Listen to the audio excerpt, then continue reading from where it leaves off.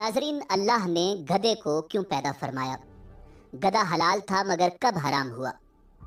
रसूलुल्लाह सल्लल्लाहु अलैहि वसल्लम ने गधे की आवाज़ सुनने के बाद अल्लाह की पनाह मांगने का हुक्म क्यों दिया?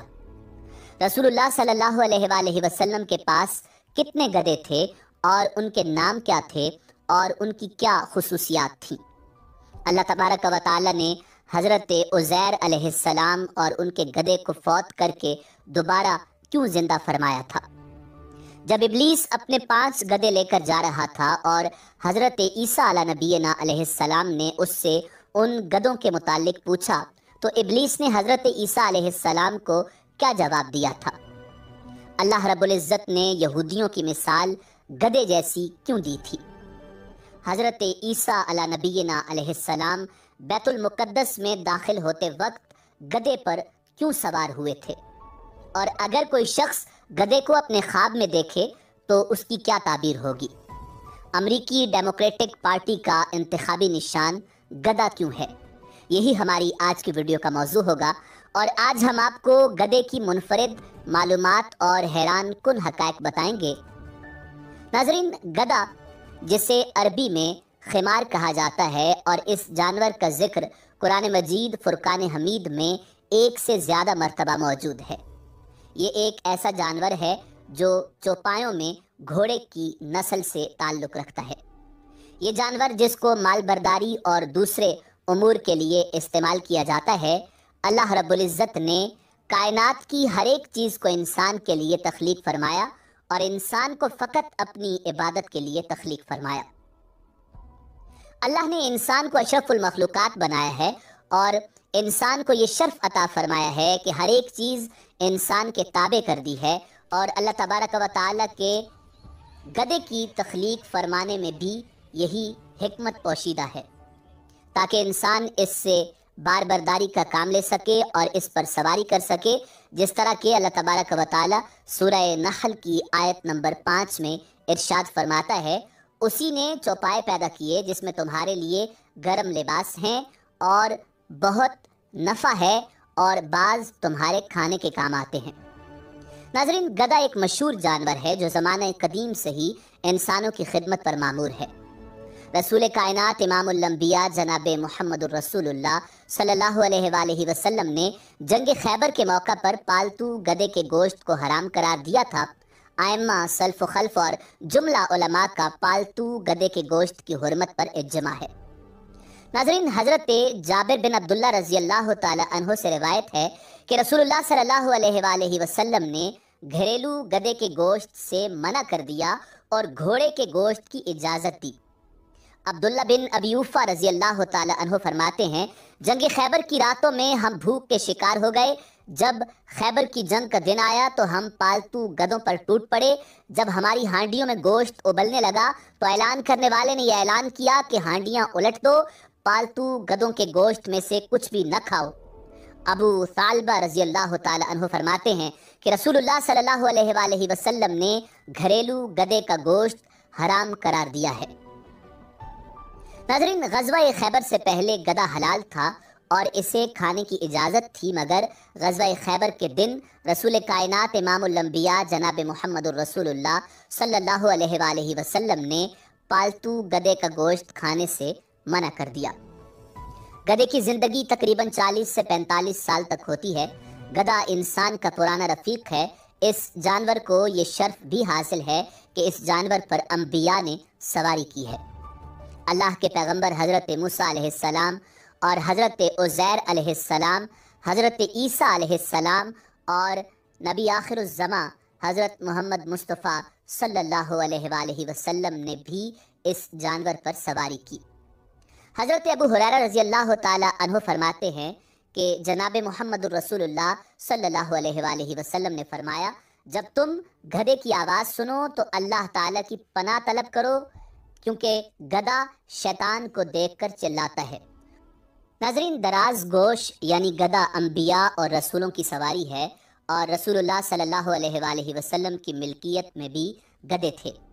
एक औफैर जो कि मुक़ावक़िस ने आप सल्लल्लाहु अलैहि वसल्लम को तोहफे में भेजा और दूसरे का नाम याफूर था। یافور نامی گدھا آپ صلی اللہ علیہ وآلہ وسلم کو خیبر میں ملا تھا۔ اس نے بارگاہ رسالت میں عرض کی، یا رسول اللہ، میرا نام یزید بن شہاب ہے اور میرے باپ داداؤں میں 60 ایسے گدھے گزرے ہیں جن پر نبیوں نے سواری فرمائی ہے۔ آپ بھی اللہ کے نبی ہیں، لہٰذا میری تمنا ہے کہ آپ کے بعد دوسرا کوئی میری پشت پر نہ بیٹھے۔ یافور کی یہ تمنا اس طرح پوری ہوئی کہ وصال اقدس کے بعد یافور شدت غم سے نڈال ہو کر ایک کنویں میں گر پڑا اور فوراً ہی موت سے ہمکنار ہو گیا۔ یہ بھی روایت ہے کہ سرکار مدینہ صلی اللہ علیہ وآلہ وسلم یافور کو بھیجا کرتے تھے کہ فلاں صحابی کو بلا کر لاؤ، تو یہ گدھا جاتا اور صحابی کے دروازے کو پکڑ کر کھٹکھٹاتا تھا، تو وہ صحابی یافور کو دیکھ کر سمجھ جاتا کہ حضور نبی کریم صلی اللہ علیہ وآلہ وسلم نے مجھے بلایا ہے۔ وہ فوراً ہی یافور کے ساتھ دربار نبوی میں حاضر ہو جایا کرتے تھے۔ ناظرین، اللہ کے پیغمبر حضرت عیسیٰ علی نبینا علیہ السلام کے حوالے سے کتاب ابتلاء الاخبار میں یہ واقعہ لکھا ہوا ہے کہ ایک دن حضرت عیسیٰ علیہ السلام کی ملاقات ابلیس سے ہوئی۔ ابلیس 5 گدھوں کو جن پر بوجھ لدا ہوا تھا ہانکے لیے جا رہا تھا۔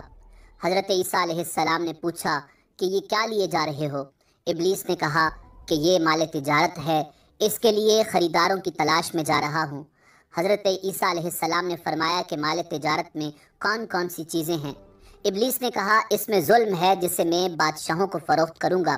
ابلیس نے کہا کہ اس مال تجارت میں دوسری چیز قبر ہے، جو حضرت عیسیٰ علیہ السلام کے پوچھنے پر اس نے بتایا کہ سوداگر اور جوہری اس کے خریدار ہیں۔ ابلیس نے کہا کہ اس مال تجارت میں تیسری چیز حسد ہے۔ حضرت عیسیٰ علیہ السلام نے پوچھا اس کا خریدار کون ہے؟ ابلیس نے کہا کہ علماء۔ ابلیس نے کہا کہ مال تجارت میں چوتھی چیز خیانت ہے۔ حضرت عیسیٰ علیہ السلام نے پوچھا اس کا خریدار کون ہے؟ ابلیس نے کہا اس کے خریدار تاجروں کے کارندے ہیں۔ ابلیس کہنے لگا اس مال تجارت کی 5ویں چیز مکر و فریب ہے۔ حضرت عیسیٰ علیہ السلام نے پوچھا کہ اس کے خریدار کون ہیں؟ تو ابلیس کہنے لگا کہ اس کی خریدار عورتیں ہیں۔ ناظرین، اللہ رب العزت نے قرآن مجید فرقان حمید میں یہودیوں کے حوالے سے ارشاد فرمایا، مثل الذین حملوا التوراۃ ثم لم يحملوها كمثل الحمار يحمل اسفارا بئس مثل القوم الذین كذبوا بآیات اللہ واللہ لا يهدی القوم الظالمین۔ جن پر تورات کا بوجھ رکھا گیا پھر انہوں نے اس کا بوجھ نہ اٹھایا، ان لوگوں کی مثال گدھے کی مثال جیسی ہے جو کتابیں اٹھائے ہوئے ہے۔ ان لوگوں کی کیا ہی بری مثال ہے جنہوں نے اللہ کی آیتوں کو جھٹلایا، اور اللہ ظالم لوگوں کو ہدایت نہیں دیتا۔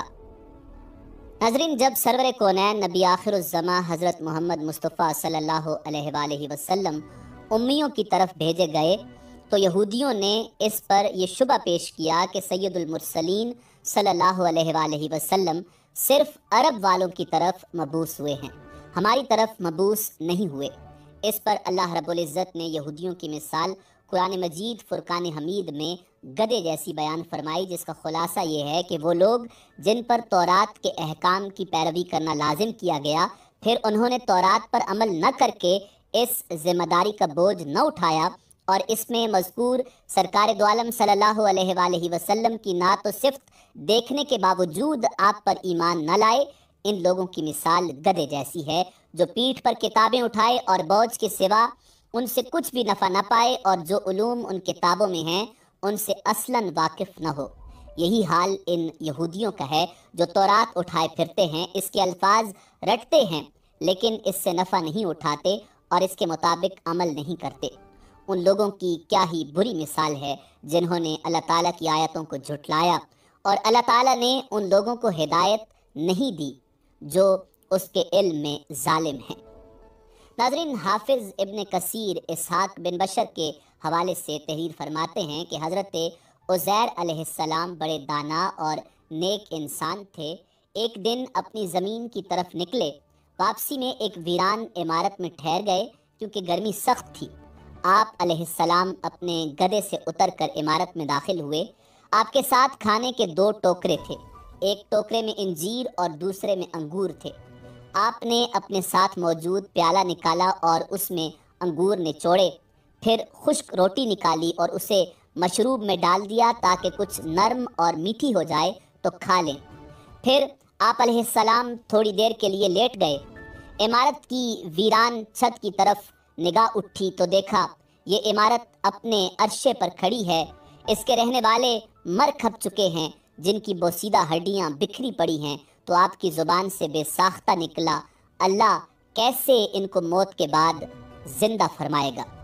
آپ کو یہ شک نہیں تھا کہ اللہ ان کو زندہ نہ فرمائے گا، بلکہ اس کے طریق اور کیفیت پر تعجب کرتے ہوئے فرمایا۔ پھر اللہ رب العزت نے حضرت جبریل علیہ السلام کو ان کے پاس بھیجا، جنہوں نے حضرت عزیر علیہ السلام کی روح قبض کر لی، اور پھر 100 سال تک اللہ نے ان کو یوں ہی موت کی نیند سلائے رکھا۔ اسی دوران بنی اسرائیل میں بہت سے واقعات و حادثات رونما ہوئے اور بیت المقدس پھر آباد ہو کر پر رونق شہر بن گیا۔ پھر اللہ نے آپ میں روح پھونک دی، آپ زندہ ہو کر بیٹھ گئے۔ تو فرشتے نے پوچھا آپ یہاں کتنی مدت رہے؟ جواب دیا 1 دن یا دن کا کچھ حصہ۔ دراصل آپ دن کے شروع میں آرام فرما ہوئے تھے اور اس وقت غروب آفتاب کا وقت تھا۔ فرشتے نے کہا نہیں، بلکہ آپ 100 برس تک اسی حالت میں سوئے رہے۔ آپ اپنا کھانا پانی دیکھیے، اپنے کھانے پانی کو دیکھا جو بدلا تک نہیں۔ جب حضرت عزیر علیہ السلام نے اپنے کھانے کی طرف نگاہ ڈالی تو انگور کا شیرہ اور خشک روٹی اپنی اسی حالت میں موجود تھی، دونوں میں کوئی تغیر تک پیدا نہ ہوا تھا۔ اسی طرح انجیر اور انگور بھی اسی طرح تر و تازہ تھے۔ پھر آپ کے دل میں بتائی گئی مدت کے بارے میں انکار کا خیال پیدا ہوا تو فرشتے نے کہا آپ میری بتائی ہوئی مدت کو بعید اور غلط سمجھ رہے ہیں تو پھر ذرا اپنے گدھے کی طرف دیکھو۔ جب حضرت عزیر علیہ السلام نے گدھے کی طرف دیکھا تو حیران رہ گئے، کیونکہ اس کی ہڈیاں گل سڑ کر بوسیدہ ہو چکی تھی۔ فرشتے نے ہڈیوں کو حکم دیا تو ہڈیاں ہر طرف سے اکٹھی ہو کر ایک جگہ جمع ہوئیں اور پھر جڑ کر ڈھانچہ بن گیا۔ حضرت عزیر علیہ السلام حیران ہو کر اللہ کی قدرت کا نظارہ دیکھ رہے تھے۔ پھر اس ڈھانچے پر رگیں چڑھیں، پٹھے بنے، گوشت چڑھا اور پھر کھال اور بال آ گئے۔ پھر فرشتے نے اس میں پھونک ماری تو گدھا آسمان کی طرف اپنا سر اور کان اٹھائے آوازیں نکالتا ہوا کھڑا ہو گیا۔ جب حضرت عزیر علیہ السلام نے قدرت الہی کا یہ واقعہ دیکھا اور شہر کو پہلے جیسا بارونق پایا تو بول اٹھے کہ میں یقین کرتا ہوں کہ اللہ ہر چیز پر قادر ہے۔ اس واقعے کو اللہ رب العزت نے سورہ بقرہ میں تفصیل کے ساتھ بیان فرمایا ہے۔ ناظرین، حضرت دانیال علیہ السلام نے فرمایا کہ گدھا خواب میں نصیب اور بزرگی کی علامت ہے اور گدھے کی نیکی اور بدی صاحب خواب پر رجوع کرتی ہے۔ اگر دیکھے کہ گدھا اس کی ملکیت ہوا ہے یا اس کے قبضے میں آیا ہے تو اس سے گدھے کو پکڑ کر باندھنا دلیل ہے کہ خیر کا دروازہ اس پر کھلے گا اور غم سے نجات پائے گا، اور اگر بہت سے گدھے دیکھے دلیل ہے کہ اس کی نعمت اور مال زیادہ ہوگا، اور بہترین گدھے کا خواب یہی ہے۔ ناظرین، امریکہ کی ڈیموکریٹک پارٹی کا انتخابی نشان گدھا ہے اور اسی نشان پر امریکی صدر جو بائیڈن منتخب ہوا۔ 19ویں صدی کے اوائل میں ڈیموکریٹک پارٹی کے صدارتی امیدوار اینڈریو جیکسن کو ان کے مخالفین گدھا کہا کرتے تھے۔ اینڈریو جیکسن نے تنقید کے طور پر استعمال ہونے والے اس لفظ کو ہی اپنا لیا اور اپنی الیکشن مہم کے دوران گدھے کے بینرز کے استعمال کا آغاز کر دیا، مگر ڈیموکریٹک پارٹی میں باضابطہ طور پر اس خاکے کو نہیں اپنایا گیا۔ پھر 4 دہائیاں گزرنے کے بعد سن 1874 میں امریکی کارٹونسٹ تھامس ناسٹ امریکی سیاست کو ایک سرکس سمجھتے ہوئے دونوں بڑی جماعتوں پر اپنے طنزیہ خاکوں کے ذریعے تنقید کیا کرتا تھا۔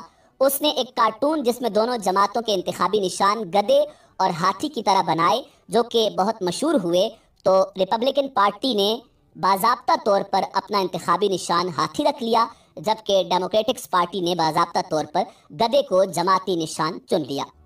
ناظرین، فارسی کی ضرب المثل ہے خربار بے از شیر مردم در، یعنی بوجھ اٹھانے والا گدھا آدمیوں کو پھاڑ کھانے والے شیر سے بہتر ہے۔